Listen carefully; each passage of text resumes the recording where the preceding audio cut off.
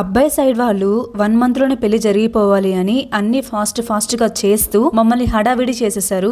మా వాళ్ళకి అర్థం కాలేదు ఎందుకు అంత తొందరగా పెళ్ళంటున్నారు అని. వీళ్ళు కూడా ఏం అడగలేకపోయారు. ఎందుకంటే మళ్ళీ నేను మనసు మార్చుకొని నేను లవ్ చేసిన అబ్బాయే కావాలంటానేమో అని వీళ్ళు భయపడ్డారు, అంటే మా పేరెంట్స్. అందుకని వాళ్ళు చెప్పినట్లు పనులు కానించేశారు. అలానే మ్యారేజ్ కి టైం దగ్గర పడింది. మ్యారేజ్ కూడా అయిపోయింది. ఇంకా స్టార్ట్ అయింది. నా లైఫ్ కంప్లీట్ గా చేంజ్ అయిపోయింది. స్టార్టింగ్ లో 3 మంత్స్ బానే ఉన్నాం, మంచిగానే ఉన్నాడు.